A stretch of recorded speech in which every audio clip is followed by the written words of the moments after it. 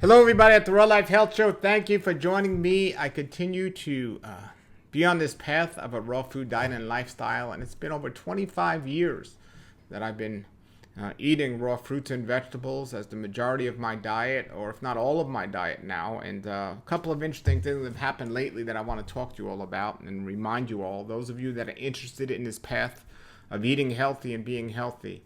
The first thing is, as life goes on here, I have succeeded at having a nice orchard of fruit trees and a nice garden to create my own food. I know not everyone has that opportunity to do that at this present moment, but I want to encourage you to learn about sprouting and just realizing you don't need a lot of land to grow stuff, and you only need a small part of land to grow food that you can eat. And sometimes, if you have no land, you can grow sprouts and things like that. So, the more you know where your food is coming from, the better off you're going to be ultimately. I'm taking a lot more closer look at labels and things on the average food in the supermarkets now, because my children are getting older, and I'm discussing with them the food choices they're making and so on. But what happened recently is my children use the stove in my house. I don't use the stove. I use the dehydrator sometimes, but I eat a raw food diet. Everything I eat is uncooked. But my children, as they're getting older, are learning to cook and they're using the stove. And my stove broke. And I thought, and we kind of come to a place of humility. I thought I knew all there was to know about health, at least the basics, but I learned a very important lesson. So the stove broke and we have a gas stove. Now, when I moved in this house, I had a fan on top of the stove, and the fan never worked. So I never used it. But then I got so tired with the whole kitchen, I redid the whole kitchen, and I left it all open, a nice open space. No fan. Well, now that the stove broke, I'm contemplating, should I get an electric stove or a gas stove. Now, I would prefer my children and my family to eat all raw, but I know the challenges of doing it all raw, and I don't think it's necessary that somebody needs to eat all raw. People can certainly eat cooked food and be healthy if they do it with education and wisdom. So I really want to educate my children of how food is, and the best ingredients to choose for themselves, and them to make up their own minds what they want to put in their bodies. As a parent, I think my responsibility, especially as they're getting older, is to educate them and let them, I don't want to say suffer the consequences, but let them understand the consequences of not making the best choices according to educating them. Well, regardless, so the stove I had, I'm contemplating getting an electric stove for several reasons instead of another gas stove. And my neighbor said, well, if you're going to get a gas stove, you make sure you got to get that fan exhaust on top of it. And I always thought the fan on top of the stove was only because you won't burn the cabinets that are above the fan. If the fan's not there and cabinets are there, then you're going to burn the top of that. No, he said there's toxic gases that come off the gas stoves when you're cooking. And the exhaust fans either blow them away or suck them up. I never knew that. It's like, really? Wow. So it's another reason not to cook, basically. I mean, it's just, I prefer not to have a stove. I didn't have a stove for many, many years in my previous house. For many, many years. I might have lived, I don't know, 7 or 8 years without a stove. And I was fine. I didn't mind at all, but so keep that in mind. If you do have a stove, I mean, cooking is not poison. It's not going to kill you. You don't have to eat 100% raw vegan diet. But if you are going to have cooked foods in your diet, make sure you're doing it with wisdom. And if you got a stove that's gas, make sure you have the fans on top of you. Or even better, cook outside. I think that's always a nice idea. And I don't mean like on a grill. I mean just have an outdoor kitchen if you have the opportunity to do that. So that's one thing I have observed lately, so I'll get the electric stove and continue to teach them, and hopefully they'll see and realize and the difference. I know there's benefits and negative to both, but again, I prefer not to have a stove, but So be it. I know there's a lot of you that also struggle with that situation. I'm a minimalist in heart. The less I have, the better. And so be it. The other thing is, I'll probably discuss this in another video, but because of COVID, I kind of switched working out at the gym to exercising at home. Now, I am a gym. I love the gym. I love going there, and I have I actually don't like going there. I don't like waiting to exercise when I'm waiting for someone to do a machine. I don't like seeing immodest people. I don't like the music they play there. But I love that I can go somewhere and not be distracted by my daily home activities, and I can get my exercise in. If I'm running, I'm not running in 90 degrees weather outside. I can run in a treadmill there. So that part I like. And I've always, since I was a young teenager, always went to the gym to exercise and so on. But what I've done is to try to eliminate several of the things that I don't like in the gym. Is I would go super early when it's like practically empty. Sometimes I even have control of the TV set and the music in the gym if I'm the only one there early in the morning. So I love going when the gym is empty.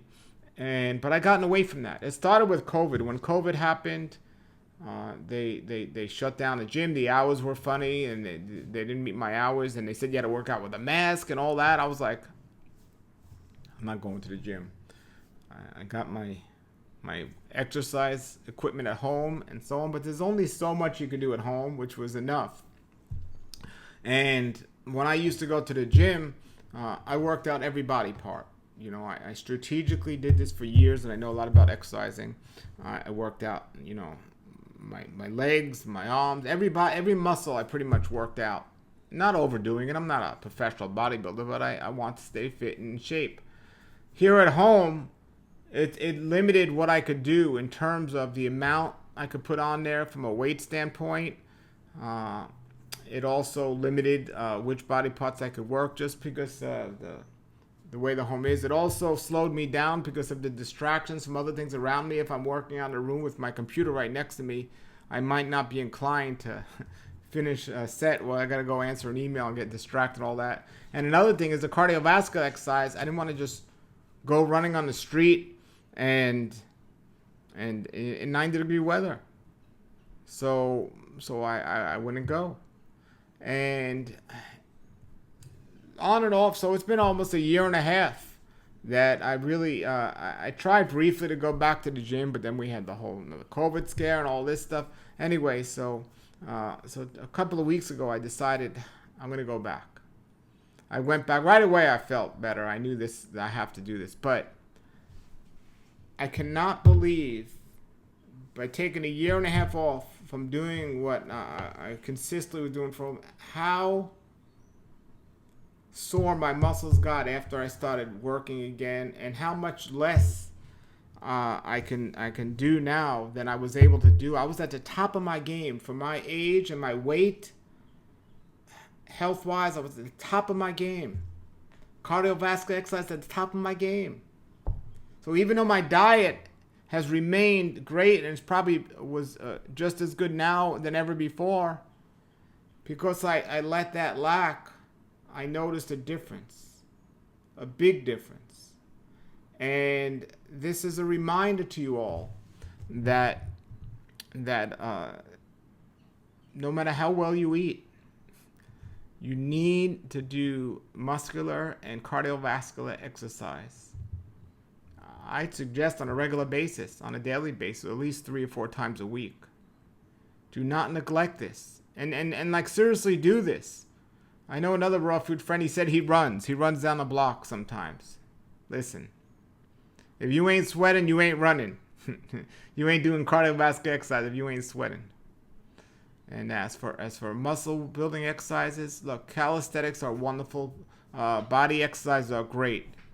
But the weight bearing exercises, I believe, somebody who's doing a raw food diet for bone health and for muscular health, I think weight bearing exercise, whether it's with a Nautilus machine or with freestanding weights, is essential. Not just important, but essential. Now, if you could do that at home, that's great.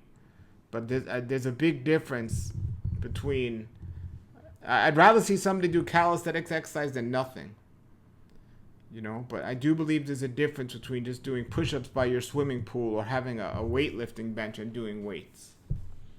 I think there's a difference than just doing lunges with no dumbbells versus doing them with dumbbells. I know there's a difference because so one is really a maintenance mode, and it's interesting because the weights that I was able to use at home, now that I'm at the gym, I'm pretty much on par. I didn't lose much, but the weights the muscles that I wasn't able to work out, I definitely noticed a difference. And I'm relatively young still. I look at people like my brother, my friends, and my parents, and my neighbors. They're getting a little bit older than I am, and they've never had that same passion I had to exercise. And I'm not saying you have to go to a gym to be healthy. I'm saying you need to do these exercises, cardiovascular and weight-bearing exercise to be healthy. Listen, folks, get real with yourselves. I don't care how healthy you're eating. And riding a bike down the block is not cardiovascular exercise. Walking down the block is not cardiovascular exercise. Make your heart work. And pump fast. And doing a push-up is a weight-bearing exercise. Doing a pull-up is definitely amazing. I mean, there are some YouTube videos of people that do calisthenics that it's amazing how much muscle they build and how they are. But for the average person, especially, we got to look at this different when we're eating a raw food diet. I think, from my experience, personal and observational, men and women, boys and girls that are eating a raw food diet, a raw vegan diet, are not doing enough exercise. And I talked about that in the past, and I'll talk that again in the future. Let me know your opinion, what your experience has been. I'll put that below the video. Thanks for watching, everybody. Remember, stay safe with those ovens for the rest of your family if you're using one. And have a great day and a great real life. Nature's wealth, good for your health. This is the Raw Life Health Show. Raw Life, brighten up your life.